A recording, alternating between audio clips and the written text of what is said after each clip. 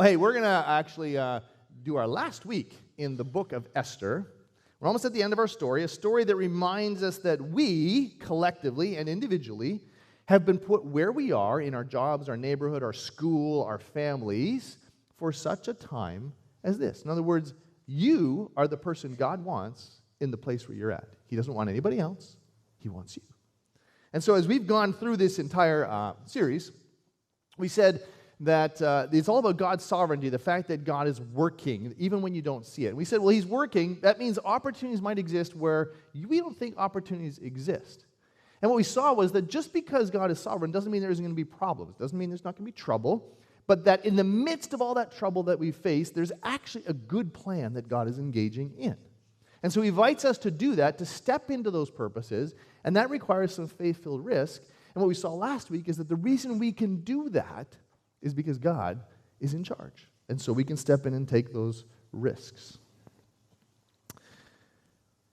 But sometimes, and this is what we're going to look at the very last week here, how we respond and how we step in is all about the perspective that we take on what is going on. In Alaska, they once put a bounty of $5,000 on the head of every wolf that a hunter killed. It was because in some areas they had kind of come overrun with wolves, and so they needed to decrease the number, so they instituted this bounty program. Well, a hunter named Bill, he calls his friend John. He says, John, we can make a lot of money at $5,000 a wolf. Why don't you come with me? We'll go, we'll do some hunting. And his friend Bill's like, yeah, absolutely, let's go, John says. And so they get their equipment together, they go where they're going to start, and they're camping out there in their tent. And in the middle of the night, Bill, the guy who started the hunt, he's awakened by a sound, a little bit of growling. So he turns his lantern on, he kind of unzips the tent, and he peeks out, and the tent is surrounded by almost 50 snarling, angry, saliva dripping from their jaws, wolves who, it's almost like they knew what these guys were here for. And so he says to John, John, wake up, John, wake up. And of course, John's got sleep in his eyes. He's like, what? He says, take a look. So John peeks out, sees everything. He's terrified. And he looks at Bill, and Bill says, we're going to be rich. Right? It's all about perspective.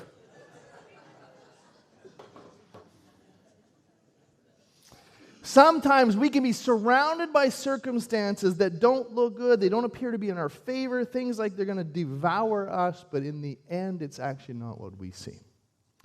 The entire story that we've been going through on Esther, in a lot of ways, is about God's providences and His sovereignty and how it works, but there's a need throughout this story to keep perspective because it's very easy to lose it, especially when things are not going well. And so here's the main idea that I want to lean into this morning, is that a proper perspective is needed if we're going to respond well to God's activity. In other words, God's sovereign, He's doing stuff, He's active, there might be trouble, we're supposed to step in and take risks, but if we have the wrong perspective, all of that stuff we learned to date is really hard or difficult to do. And so I want to take a look at that this morning. Perspective is all about how we see things. You guys, do you remember some of those optical illusion type of things, right, that you would see? They're kind of like this one. Do you remember this one, right? And when you look at this, you'll see geese or birds flying in one direction. How many people see the white ones first? How many see the black? All right, see? But you know what it is? Like when you first look at it, you see one, and that one says, do you see the birds going the other direction? You're like, oh, right? Like your perspective shifts. There's all kinds of ones that are like this. And that's what we're talking about. There's this need, the picture doesn't change, but what you see does. And so when we look at this whole idea of a proper perspective, that's what we're talking about. Let me give you one more illustration. And you may not believe me in this. I've been married for 33 years. My wife and I have never had a bad vacation. Now, let me tell you this. On our vacations, we have had colds. We have had people sick and throwing up. We have had rental car problems. We have missed flights. We have had luggage issues. We've had, even you can't imagine the number of things. We've had sickness. We've had conflict. We've had to stay overnight in places we didn't plan on staying overnight. And yet, when we look back, we say we've never had a bad vacation. Why? It's not because bad stuff doesn't happen. But when we're doing that, our perspective is, this is going to be fun. And those things are just bumps in the road on the way to where we need to go. All about perspective. When our perspective is off, we will almost always respond poorly to what God is doing around us. So to bring us up to speed, this whole story, Haman, the enemy of the Jews, if you remember, and if you haven't been with us, you can read the story. But he convinced the king to give an opportunity for all the Jews to be killed on this particular day. And Esther, who became queen through this whole providential series of events, goes to intercede for the Jewish people, right, with the king. And if you remember the story, she sets up these dinner dates. We have all these amazing coincidences. And then finally, and we saw this last week, it all culminates with her accusing Haman in front of the king of what he's going to do. And the king gets so enraged, if you remember, he has Haman executed, right, killed on the very pole that he was going to use to execute Mordecai. And you see all this at the end of the chapter 7. And then chapter 8 starts out with some really good news. That same day, in other words, right after he's executed Haman, King Xerxes gave Queen Esther the estate of Haman. Remember, Haman is a very rich guy. So she basically just said, hey, by the way, you can have it, the enemy of the Jews. And Mordecai came into the presence of the king, for Esther had finally revealed that that's my uncle, right? He's related to me. The king's like, oh, bring him in. And the king took off his signet ring, which he had reclaimed from Haman. Man, he gives this thing away easy, right? And presented it to Mordecai. The king had it for about 4 hours, gave it to Mordecai, and then Esther appoints him over Haman's estate. This is fantastic news. It's like taking this entire story and putting a bow on it. Except there's still 3 chapters in Esther. Why? Because the story is not over. In fact, there's a significant amount of tension right here. Because 9 months from this date, the entire kingdom still has the opportunity to wipe out the Jewish people. That hasn't changed. Their circumstances have. And from a personal perspective, like, oh, this is amazing, but the overarching issue is still there. 9 months from now, there's still going to be a whole lot of people trying to kill a whole lot of people. So the story is not finished. The crisis is not over. And we're not going to go through all the details because these 3 chapters are quite lengthy, and we certainly simply don't have the time. And I would encourage you to do that. But as we do this, I think you're going to see some things, and let me kind of go through the story, and then I want to look at a couple things on perspective that I think will be really helpful for us. So this verse 2 ends, there's a time period. We don't know how long between verse 2 and verse 3, but it says, Esther again pleaded with the king. All these good things have happened, but she realizes the story's not over. So she pleads with the king. She falls at his feet and weeping. She begged him to put an end to the evil plan of Haman the Agagite, which he had devised against the Jews. In other words, King, I appreciate all you did in giving me his estate and all that stuff, but none of that's going to mean a whole lot if I'm dead in 9 months and all of our people are dead. Will you please do something? She's pleading with the king. And so what she really does, she says, I want you to change your mind. Overrule your edict. Get rid of it. The problem is, you can't. Now, there is debate historically of how this works, but we also hear about this in Daniel, that in this kingdom, when a king put his name on something, you couldn't just revoke it. You couldn't just take it back. It was like it was unalterable. So the king's like, oh man, I'd love to help you, but I can't. Because I can't take it back. No backseats, right? So, he comes up with a different solution. Now, here's what the king says. He says, well, why don't you write another decree in the king's name, right, in my name, on behalf of the Jews, as it seems best to you. In other words, you make the edict up, seal it with the king's signet ring, which I just gave you, Mordecai. For no document written in the king's name and sealed with his ring can be revoked. In other words, I can't cancel the first edict, so let's make another one. Go ahead, Mordecai. I want you to do something that's going to countermand this edict that's already out there for your death. And actually, it's fascinating. You can do a whole look at the 2 edicts, because then Mordecai says, okay, and he writes one, and it's amazing, because if you put it beside the first one and the second one, there are like so many similarities. It's very interesting to see. But basically, he finishes this edict, and he sends it out again to the entire kingdom. Here's what it says. And it says the king's edict, even though Mordecai wrote it, because he has the king's ring. It says the king's edict granted the Jews in every city the right to assemble and protect themselves. And then he uses the exact same language from the first one. To destroy, kill, and annihilate the armed men of any nationality or province who might attack them and their women and children, and to plunder the property of their enemies. Basically, it's an edict of self-defense. Right? In other words, there's this ridiculous edict that Haman had gotten passed that says anybody can kill the Jews. So you know what? Without any repercussions, right, from the state, now this is basically saying you can defend yourself without any repercussions from the state. It's on you. Have at it. Do what you got to do. And the difference between the two edicts, of course, is that one is an edict of aggression and the other is self-defense. And so that's what's going on here. So they do this, they kind of send this out. Mordecai now is being elevated, and I find it utterly fascinating if you're reading this story. The very end of the story, it says, when Mordecai left the king's presence, he was wearing royal garments of blue and white, a large crown of gold, and a purple robe of fine linen, and the city of Susa held a joyous celebration. Isn't that everything Haman tried to get? And now it's all Mordecai's. For the Jews, it was a time of happiness and joy and gladness and honor. Sounds great, doesn't it? Great end of the story. What was going to happen still in 9 months? They were still going to get attacked. This is not the end of the story. You're like, well, this is amazing. We've got a new edict out there, but they still had to deal with this. I mean, consider the tension there.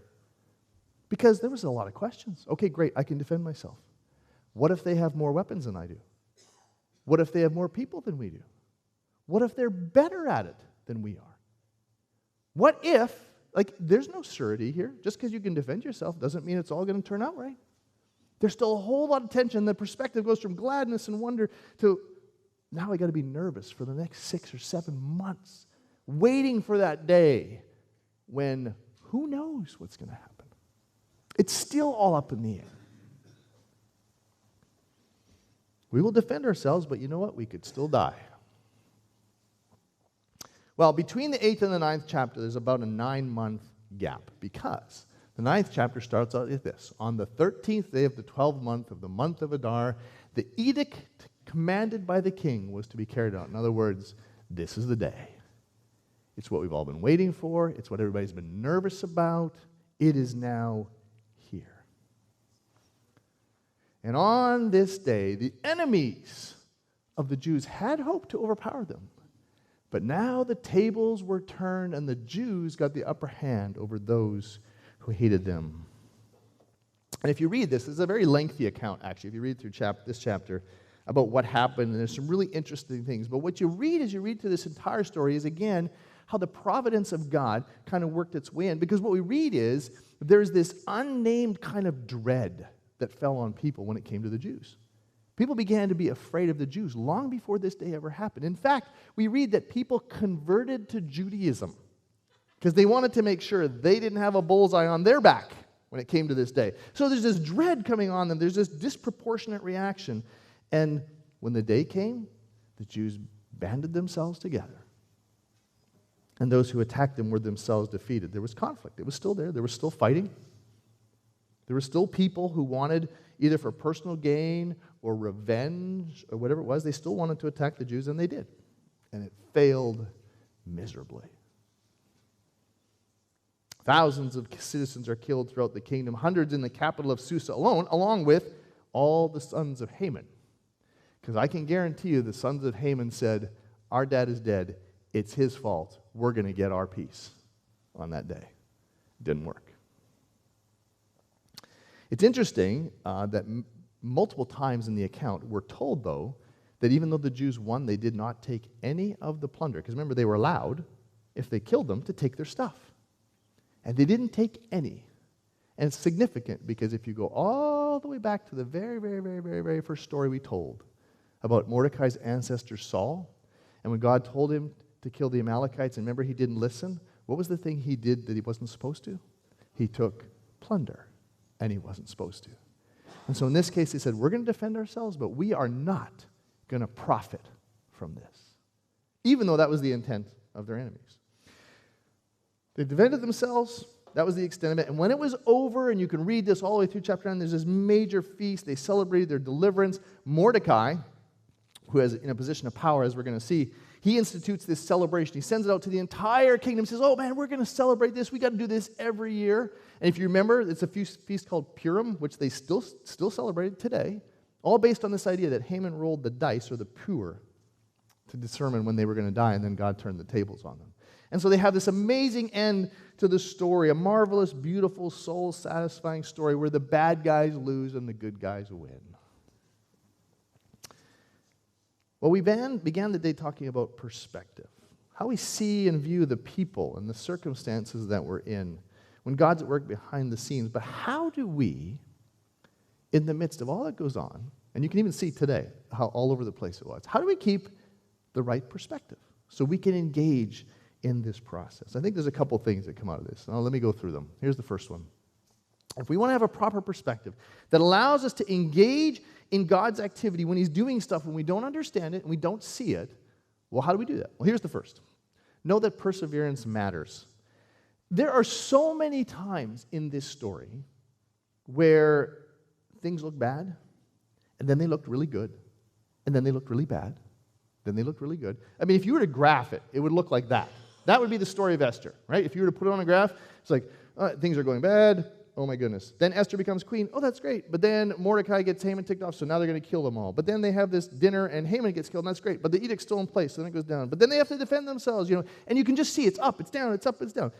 How many of you people, if you had to graph your life, would look exactly like that? Right? Up, down, up, down, up, down, up, down. I mean, that's just what happens. There's something about perseverance, of seeing things through to the end. The Jewish people in this story did not know how it was going to end. There was a risk. They had to act in faith. See, the problem when we lose perspective is we tend to see everything from the bottom of the curve. We just do. We don't tend to live at the top of the curve. We tend to live at the bottom. And things go wrong, we have all these issues, and that's what we see, and it begins to dominate our thinking. And God's like, whoa, hold on, this isn't the end of the story. This is going to continue. You need to persevere. Keep doing what I've called you to do. Keep sharing, keep talking, keep being the person that I'm inviting you to be. It is way too easy to give up, to stop when things get tough, to check out, to leave, to decide, you know what, God isn't doing anything. We've been praying for this town for 5 years and nothing's changed. You know what? Why bother? There is value to persevering. There's something about having the perspective that it's bigger than what we see, that we need to keep at it and don't give up. There are some of you sitting here this morning that are facing something and you're thinking, I just want to be done. I don't want to do this anymore. I'm ready to give up. Don't give up. God's at work. And here's why. Here's the second part of that. God is a God of reversals. God has this ability to take the unfixable and fix it. And he can take the unchangeable and change it. Esther is an entire story of God taking what was wrong and putting it right.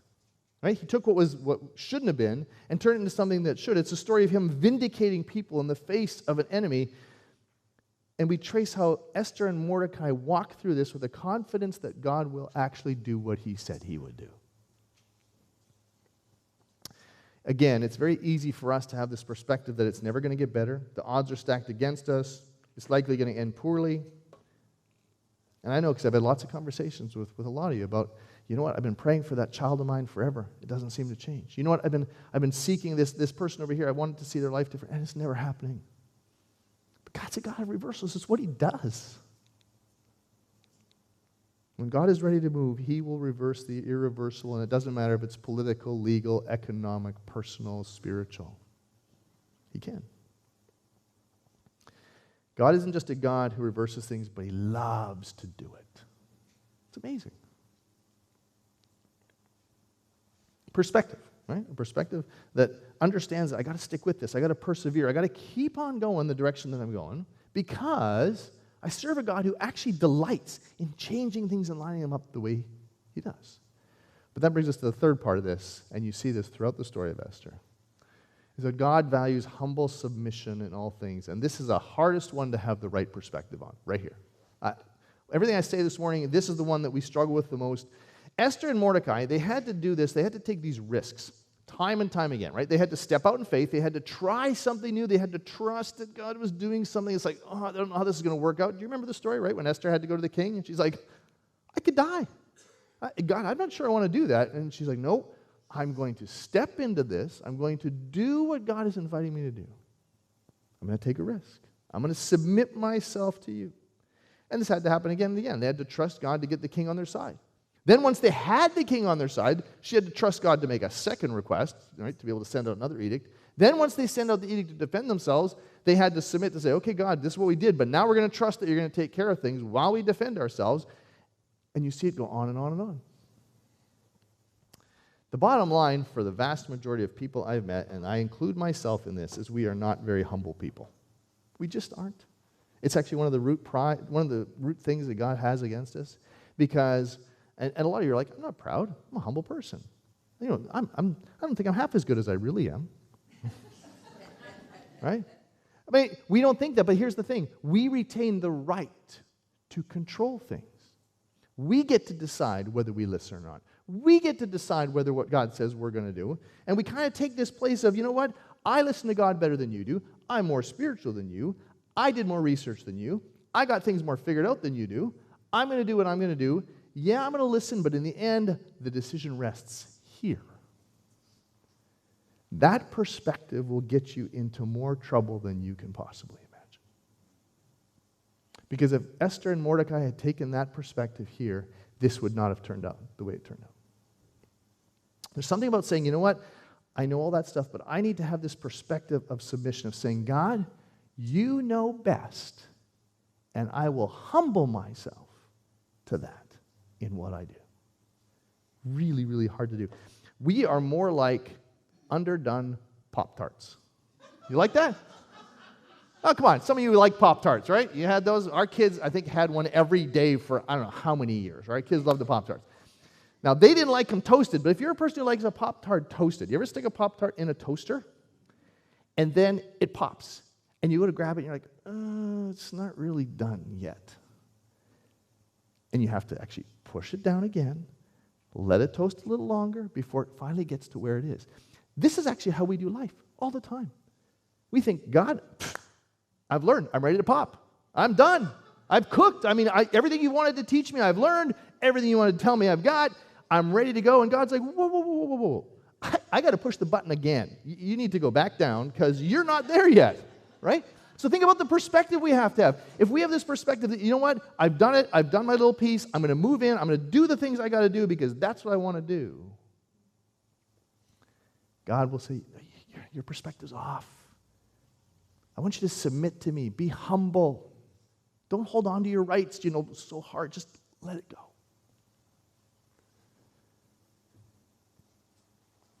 There's an element of spiritual warfare in this that involves us actively engaging against the one who wars against our soul. And understand this. This is really important. Humbly submitting does not mean doing nothing. What it means is not going outside God to do something on your own. Right? You catch that? Because I've heard people say, well, you're saying if I submit, I'm just going to let myself be run over. No. That's not the point. Right? It doesn't mean you're going to be inactive. It doesn't mean you're going to sit and wait. Right? Because I've heard people do, well, I'm just going to sit there, and I guess I'm going to submit by waiting here and doing nothing. No. Look what happens through the story. Esther and Mordecai are engaging the entire way along this process. And the people, the Jews, end up engaging in this process. There was preparation. They were doing everything that needed to be done. But they weren't trying to go outside of what God wanted and what God was going to do. To just do their thing that they wanted to do on their own. Which leads us to the last of the four things that I think will help us have the right perspective. And it's this one. Our experience of grace should beget more grace. Every time God comes through for us, you and I should be asking the question, what do you want me to do, God, with what you have just given me? If you read chapter 10 in Esther, chapter 10 is 3 verses long. So the last 2 are really long. And then you get to chapter 10, and it's like a postscript on the entire story. Here's how it goes. King Xerxes imposed, it almost seems like it's unconnected to the previous story, because it starts out like this. King Xerxes imposed tribute throughout the empire to its distant shores. In other words, he was exerting his influence and taxing people and getting money. And all his acts of power and might, together with a full account of the greatness of Mordecai, whom the king had promoted, are they not written in the book of the annals of the kings of Media and Persia? Don't miss this last verse. Mordecai the Jew was second in rank to King Xerxes, preeminent among the Jews, and held high esteem by his many fellow Jews. Why? Because he worked for the good of his people and spoke up for the welfare of all the Jews. Do you remember what happened in that last banquet after Haman died? What did the king do? He gave Mordecai his ring. Esther made him the keeper of Haman's entire estate. Mordecai was rich. He was wealthy. He was powerful. It was like every prayer he'd ever dreamed and prayed had been answered all at once. And you know what he did with all that? He worked for the good of others. Our perspective is so easy to get warped. And this thing that he did, it actually worked its way down through the Jewish people. If you actually read through the story of the festival that they instituted, the whole festival of Purim, do you know one of the big parts of that was giving stuff away? Blessing people who didn't have what you had, feeding the poor, helping other people. And the entire idea was God has dealt with us in grace. He has helped us, so we can't but help ourselves. We have to help other people. When we get into the middle of troubling situations, our perspective is almost always skewed because it becomes all about who? Me. And that's natural. That's kind of what happens. We get so consumed by our trouble. We get so consumed by what's going on. We're so consumed by the thing that's in front of us that we can't think outside ourselves that God might actually have a bigger plan. And yet God's saying, look, I'm going to meet you, and I'm doing this because, yes, I'm addressing your problem, but I'm also doing this so that you become a light and grace to the people that you deal with in the same way. And honestly, the more we experience that, the more we should lay out.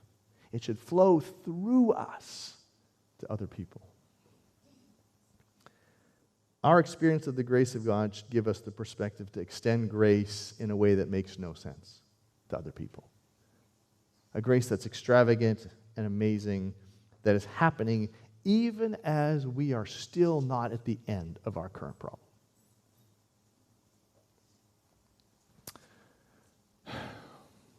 Proper perspective is needed to respond well to God's activity. And so as we go through this, just remember this. And when you're thinking, do I have the right perspective? I'm not sure.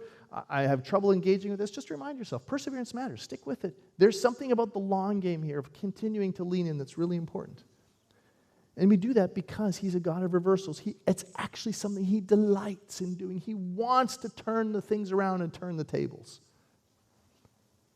But that means we have to take this posture of humble submission that says, okay, God, I know that's what you want, and I want to persevere, but I want to do it the way you want to do it, not the way I want to do it. And then as he does that, as he meets us, as he comes through for us, even if it's just a little bit, that should spur us to be increasingly gracious to those around us. We are so convinced so often that our perspective is right, and that everybody around us' perspective is off. There was at a show in Tucson, there was an Arizona. It was a show that featured, gems and minerals and everything. And a gem dealer was strolling through the aisles, and he saw this blue violet-sized stone, about the size of a potato. It was lying in a bin with other stones, and he offered the seller $15 for it. The seller said, "No, you can have it for $10." Turned out to be a 1,900-carat star sapphire worth $2.28 million. See, what happens is when our perspective gets skewed, we miss and overlook things of great value. That God is at work, he's doing them. We should train ourselves to look at things that way. Do you remember all those old dot-to-dot pictures? Any people do those growing up, right? They had little numbers and you had to follow them. And you would look at the dot-to-dot, and of course, the more complicated it was, you're like, I don't know what this picture is going to look like, right? I don't know. I have to follow the steps, and then you kind of do it, and you get close to the end, you're like, oh, I know what this is going to be, but you got to finish connecting all the dots. That's really what God does in our lives. Whether you live for 60, 70, 80, 90 years, he is doing a dot to dot in your life. And he's saying, just go to the next number, go to the next number, go to the next number. I am building a picture here. Trust me. I've got this. And if you stick, because you know how that works.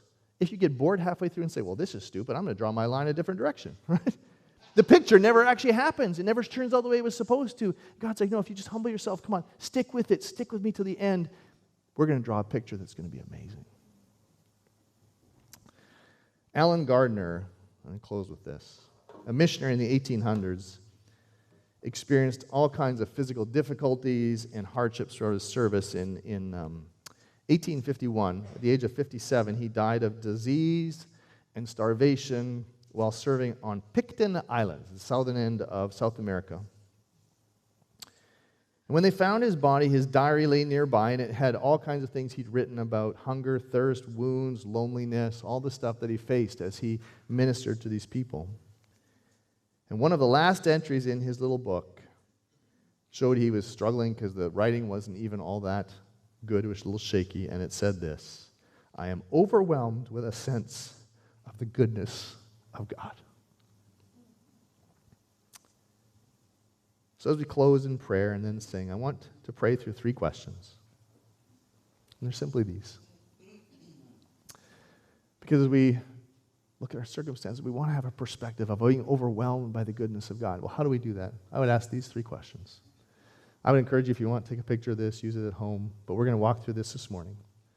It's simply, no matter what circumstances you're facing, no matter what's going on, to try and get your perspective, to align yourself to respond, to say, okay, how is God at work in me? First, always start here. Not what's he doing out there, not how is he doing this with them, this person, or my circumstance, or fixing my job, or getting me money. It's no. What is God? How is God at work in me? What is he doing in here? Then, to ask yourself, how do I want God to work in the people around me? You don't flip those, right? Don't do other people first. Do yourself first. And then say, okay, God, but you put all those other people in my life, and maybe I'm here for such a time as this, but I don't want to be here for such a time as this because I don't want to be around those people. So God, you really got to do something. Well, that's okay. That's what we bring to him. And then third, what about my circumstances might God be using to his broader and better purpose? If we were to ask those questions, keeping in mind what we learned this morning, our perspective might shift. We might find ourselves saying, I am so grateful for the goodness of God.